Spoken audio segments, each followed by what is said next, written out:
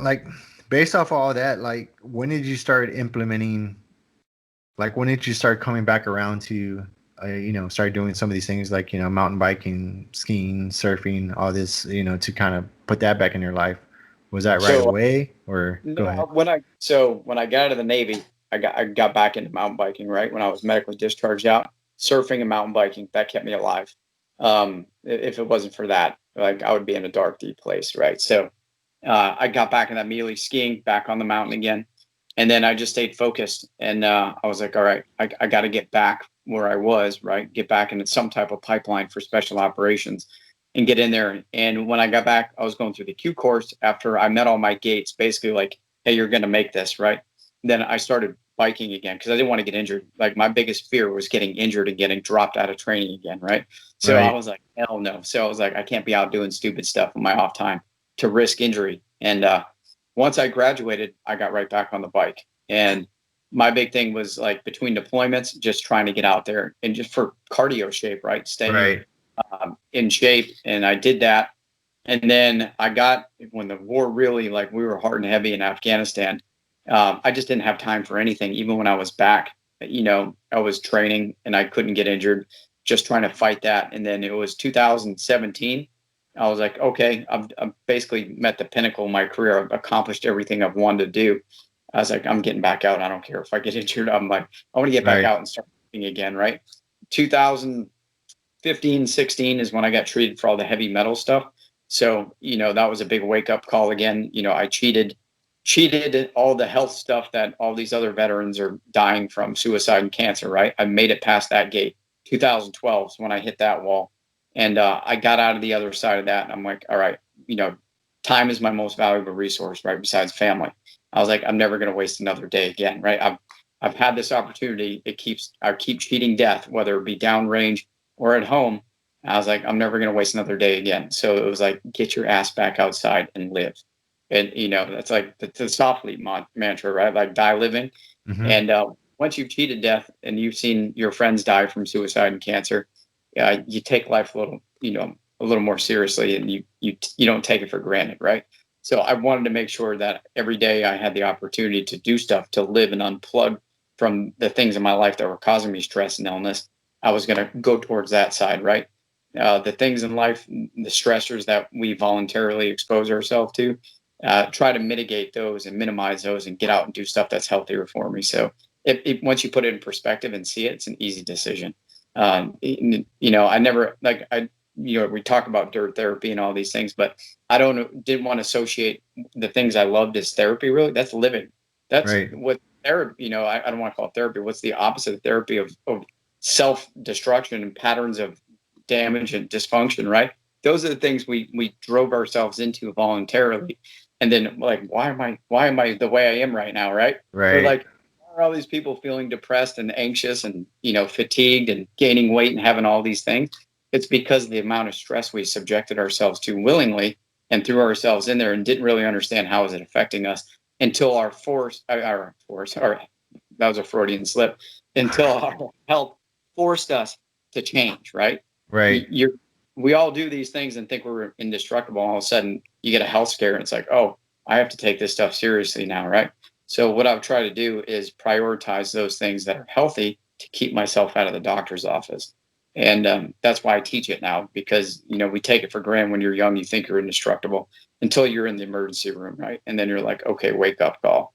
So uh, mountain biking is definitely one of those things that not only I use as a gauge to monitor my health and see where I'm at, but also it's to get away from all those other things in my life that cause me stress, right? When you're mountain biking, you're only looking what's in front of you. That's it. Right. It's like, right? All those other things in life that are causing you stressors and agony, whatever, they're gone, right? Unless your physical ailments are letting you know when you're riding. But I don't have those. When I ride it, it's me and the trail. That's it. And that's Yeah. when I think that's when I mean I fell into it accidentally. I mean, granted, I did talk about like how I did it in Germany, but I didn't do it again after that. For a number of different reasons. One, which was kind of like one of the first things that most people have never rode before is like I'm not gonna spend that much on a bike. You know what I mean? So there was that aspect of it because I remember even borrowing my Let's friend's bike. stop He was right like, there for a second, right? Let's "What's stop that?" right there. Well, I said, let's stop at that one for a second, right? So, Okay. what did you do in Germany in your off time besides mountain biking? No, yeah, I know where you're going with this, but yeah, let's play it out. How I much did you? drank a lot and I ate a lot. Whenever I So, was off the road or deployments, food, that's all I did. restaurants, bars, right? What's that? So, restaurants and bars, right? Yep. So, imagine how many bar tabs and restaurant tabs added up and how much a mountain bike costs, right? Right. Everything you do in a restaurant and a bar goes in the toilet, literally. The mountain bike Yep. sticks around and keeps you alive, right? So when people always ask me, when it, like, man, those supplements cost a lot of money or those mountain bikes are expensive. I'm like, what do you do in your off time, dude? I'm like, you're literally pissing everything you work for down the toilet. Not only are Right. you doing that, you're injuring yourself and making yourself unhealthy doing it. And so it puts things into perspective, right? I just had a conversation yesterday with someone developing supplements for law enforcement and border patrol, right? And I was like, look, man, people spend $500,000 in a house, $60,000 in a car, and then you're worried about a couple grand for a mountain bike or some money Mhm. for supplements and eating healthy. I was like, put that in perspective, dude. You can buy a new mountain bike, you can buy a new car, you can buy a new house, but your body's the only thing you're getting one of, and never getting another one again. And if you don't want to invest in that, then you got to reprioritize things in your life. But like I said, you don't realize how important that is until you've been in the doctor's office or in the emergency room going, hey, man, you could die from this. And then that's a huge wake up call. Right. So yeah, it's a good point, and that's one I like, especially with family. That's how do you make change? Directly impacting your circles, and I come to realize that, and that's kind of one of the purposes for this platform. So I do tell like family that, like, when, or friends or whoever I talk to, is like, if we're like talking about eating healthy, or we're talking about not necessarily eating healthy, because that kind of gets glazed over, like, especially if it's going off of the modern Western diet. I feel that that needs to be updated on some level, The because sad diet, right? Mad diet, sad diet, modern right. American. Yeah. Right. So, Yeah. I mean, American. yeah, when I talk to some, yeah, family and friends, it's just like, well, if I buy this, it's more expensive. I was like, well, if you think about from the concept of all the stuff that you used to buy, like if you stop buying like all the potato chips, and I'm not judging, like I every once in a while I kind of splurge and I have like some fast food or something, but it's very rare now, and I'm not judging by any means, but I started to notice how those certain foods would start affecting me, and I wasn't able to perform the way I did. Or the next day I would wake up like, no bullshit. Like, I noticed that one time I had a whole bag of Doritos, and this is like relatively recent. I was like, I haven't had Doritos in a while. I'm gonna have Doritos, and I had a whole bag. The next day I woke up fucking depressed, and I Yeah. didn't. I never made that correlation. Like, I noticed it before. I was like, well, maybe it can't be that. It can't be a bag of chips that did that. And maybe it's just, I had a bad day or whatever. Yeah. Um, so I did it again, touching the fire again, like, is it hot? And yeah, it got me. And so when I started to start realizing those things, but I was only able to do that, to realize that, because I started eliminating other things from my diet, if you will. So if you think about food, from that concept, and then keeping you, so if you eat the right things, it keeps you out of the doctor's office. Yeah. If you couple that up with some type of physical activity, it doesn't have to be mountain biking or running or walking. I mean, it could be very something basic as walking in the woods, on the trail, or on a path, or around your neighborhood, something. And getting outside, and you start building those habits to kind of couple up with each other, and then try to push you forward. And it's infectious, because you start feeling the difference like right away. But you're right. If you do go back to just the traditional lifestyle of just, work all week, get paid on Friday, go out to eat that night, drink Saturday, Sunday, and then go back to work, and your body never really properly rests or eats, or you're putting the right you fuel in your body, then you will start eating like shit. And you do that over 10, 15, 20, 30 years. All that stuff, inflammation and everything just kind of adds up. So Yep. yeah, I'm with you on that. I understand that now. But when I first started out, like, I was in that old mindset, if you will. It's more normalized mindset, because some people have, like, especially family members, like, oh, you're crazy. Why do you do that stuff? And you can get hurt. And I'm like, shit, you can get hurt on the couch. You know what I mean? Like, you're hurting yourself on the couch, and it's cool to rest every once in a while, but It's More die of heart disease than they do crashing mountain bikes. I can tell you that. right, right. I say that and I'm still recovering with a stupid finger or my hand. I broke 3 bones in it. I think I told you that.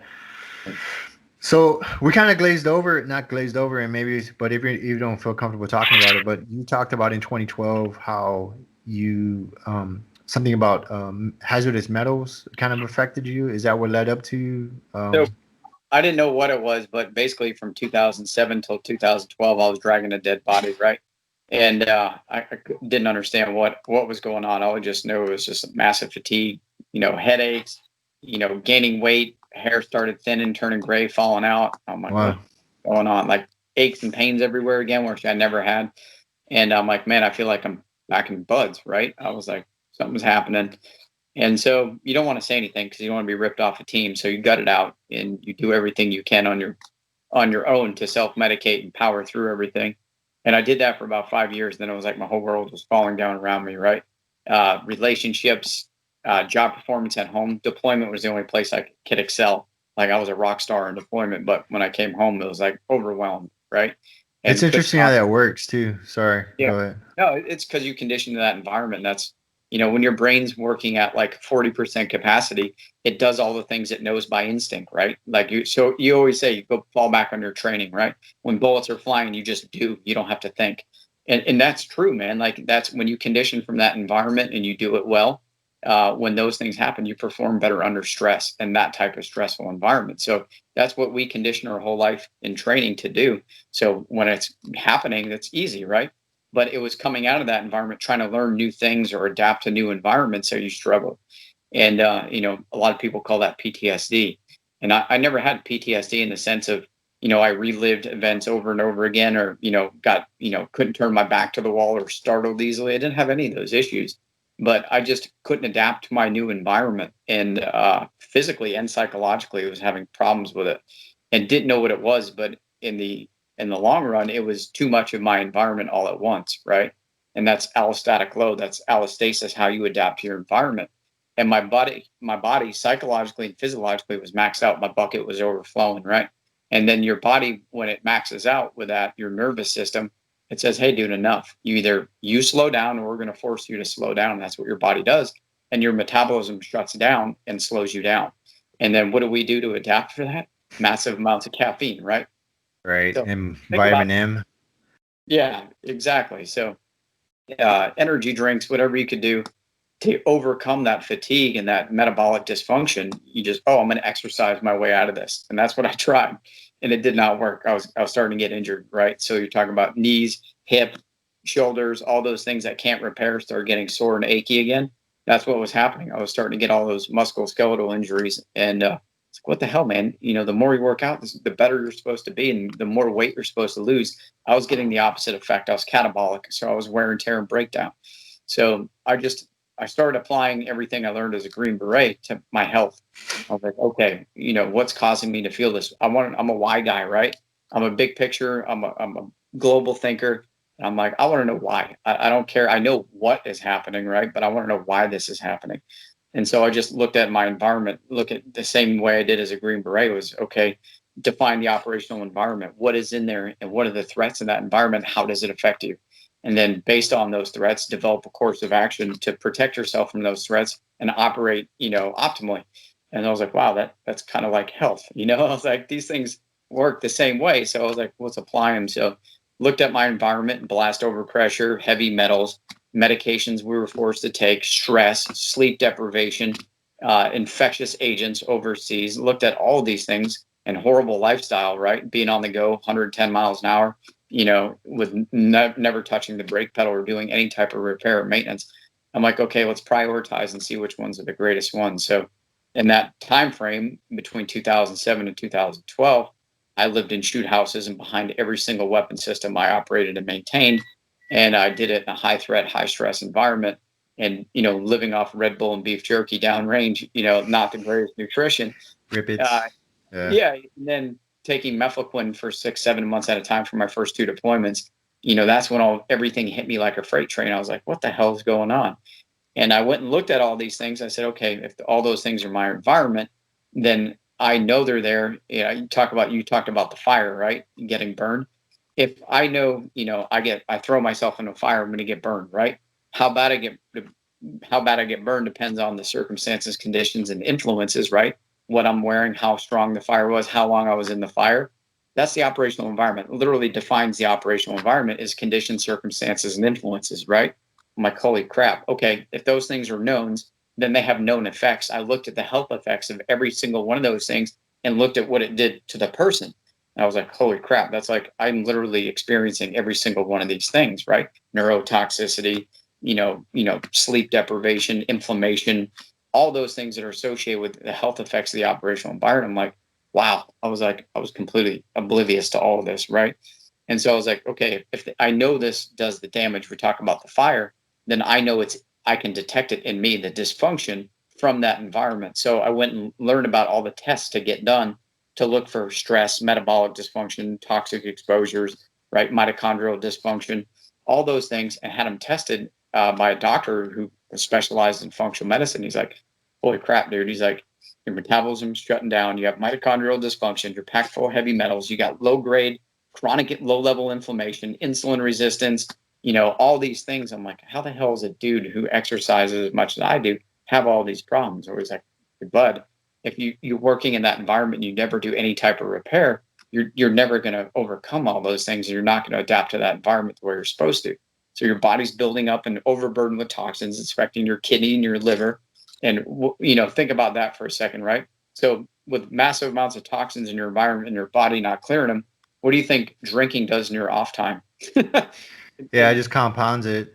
Yeah, and then dehydration and heat injuries, right?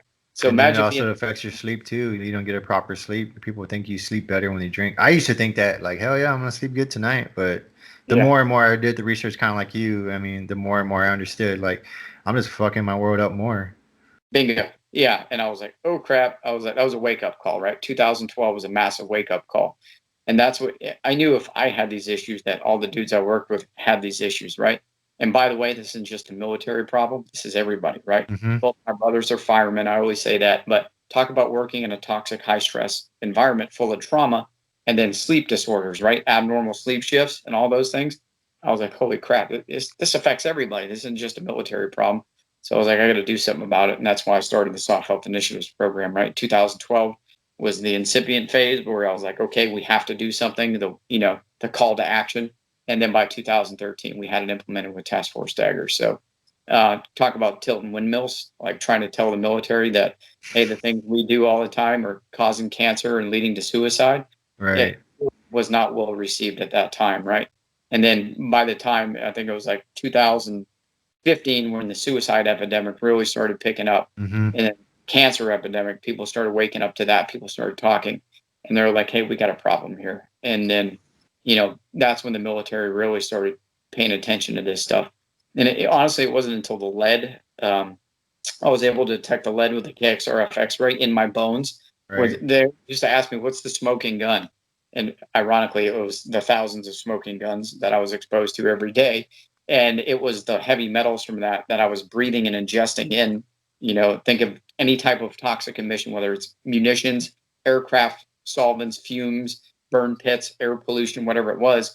That's all going in us. And I've been doing that in the worst environments, under the worst conditions, circumstances, and influences, right? And I was like, okay.